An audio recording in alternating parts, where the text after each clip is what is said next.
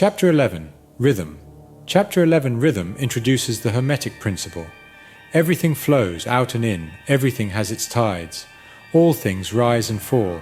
The pendulum swing manifests in everything. The measure of the swing to the right is the measure of the swing to the left. Rhythm compensates. The principle of rhythm speaks to the natural cycles and patterns that permeate all levels of existence, from the oscillation of particles to the ebb and flow of galaxies.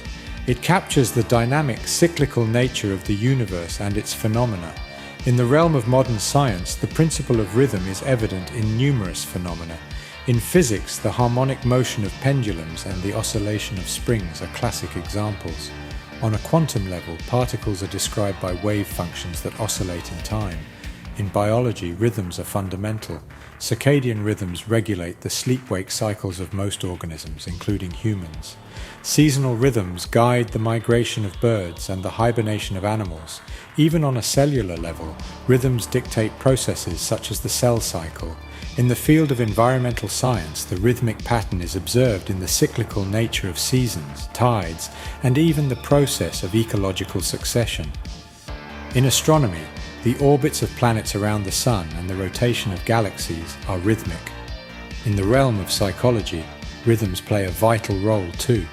The cycles of waking and sleeping, of attention and distraction, even the mood swings that we experience, all reflect the principle of rhythm. The teachings of this chapter invite us to recognize and understand the rhythms in our lives and the world around us. By doing so, we align ourselves with the flow of the universe, enabling us to navigate its ups and downs with greater ease and grace. The principle of rhythm, through the lens of both Hermetic philosophy and modern science, thus provides a powerful tool for understanding and navigating the dynamic, cyclical nature of existence. Everything flows out and in. Everything has its tides. All things rise and fall. The pendulum swing manifests in everything. The measure of the swing to the right is the measure of the swing to the left. Rhythm compensates. The Kybalion. The great fifth Hermetic principle, the principle of rhythm, embodies the truth that in everything there is manifested a measured motion, a to and from movement, a flow and inflow, a swing forward and backward, a pendulum-like movement, a tide-like ebb and flow, a high tide and a low tide. Between the two poles manifest on the physical, mental, or spiritual planes. The principle of rhythm is closely connected with the principle of polarity, described in the preceding chapter. Rhythm manifests between the two poles established by the principle of polarity. This does not mean, however, that the pendulum of rhythm swings to the extreme poles, for this rarely happens. In fact, it is difficult to establish the extreme polar opposites in the majority of cases, but the swing is ever toward first one pole and then the other. There is always an action and reaction, an advance and a retreat, a rising and a sinking, manifested in all of the airs and phenomena of the universe: suns, worlds, men, animals, plants, minerals, forces, energy, mind and matter. Yes, even spirit manifests this principle. The principle manifests in the creation and destruction of worlds, in the rise and fall of nations, in the life history of all things, and finally, in the mental states of man. Beginning with the manifestations of spirit, of the all, it will be noticed that there is ever the outpouring and the indrawing, the outbreathing and inbreathing of Brahm, as the Brahmins word it. Universes are created, reach their extreme low point of materiality, and then begin in their upward swing.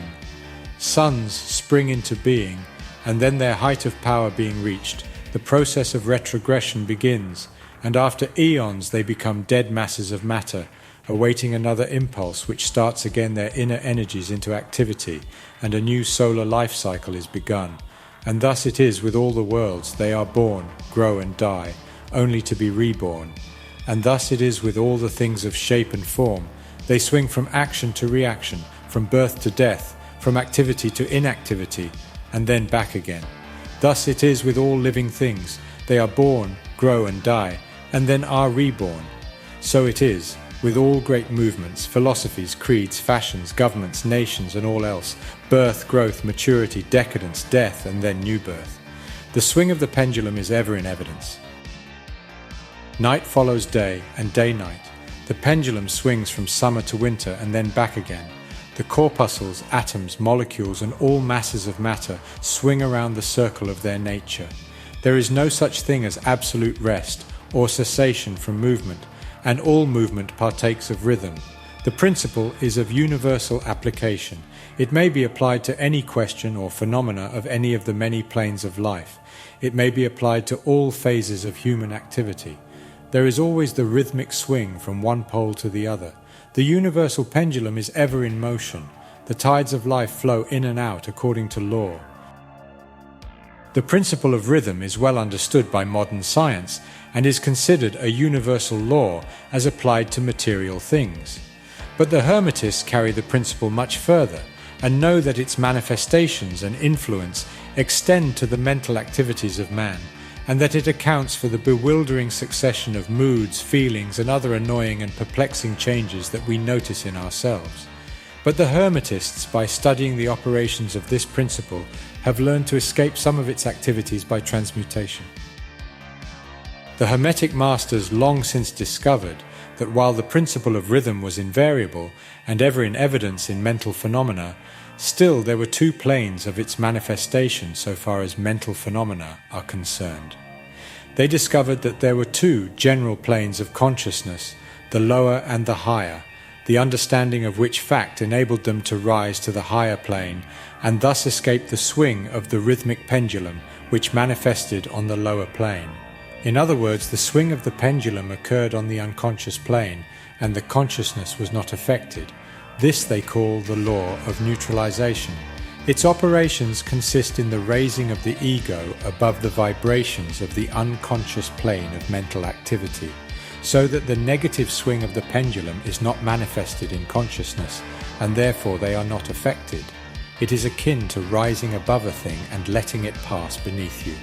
The Hermetic master or advanced student polarizes himself at the desired pole, and by a process akin to refusing to participate in the backward swing, or, if you prefer, a denial of its influence over him, he stands firm in his polarized position and allows the mental pendulum to swing back along the unconscious plane. All individuals who have attained any degree of self-mastery accomplish this, more or less unknowingly, and by refusing to allow their moods and negative mental states to affect them, they apply the law of neutralization. The master, however, carries this to a much higher degree of proficiency, and by the use of his will, he attains a degree of poise and mental firmness almost impossible of belief on the part of those who allow themselves to be swung backward and forward by the mental pendulum of moods and feelings. The importance of this will be appreciated by any thinking person who realizes what creatures of moods, feelings, and emotion the majority of people are, and how little mastery of themselves they manifest. If you will stop and consider a moment, you will realize how much these swings of rhythm have affected you in your life, how a period of enthusiasm has been invariably followed by an opposite feeling and mood of depression. Likewise, your moods and periods of courage have been succeeded by equal moods of fear, and so it has ever been with the majority of persons. Tides of feeling have ever risen and fallen with them, but they have never suspected the cause or reason of the mental phenomena. An understanding of the workings of this principle will give one the key to the mastery of these rhythmic swings of feeling, and will enable him to know himself better and to avoid being carried away by these inflows and outflows. The will is superior to the conscious manifestation of this principle, although the principle itself can never be destroyed. We may escape its effects, but the principle operates nevertheless. The pendulum ever swings, although we may escape being carried along with it. There are other features of the operation of this principle of rhythm of which we wish to speak at this point. There comes into its operations that which is known as the law of compensation. One of the definitions or meanings of the word compensate is to counterbalance, which is the sense in which the Hermetists use the term. It is this law of compensation to which the Kybalion refers when it says, "The measure of the swing to the right is the measure of the swing to the left. Rhythm compensates."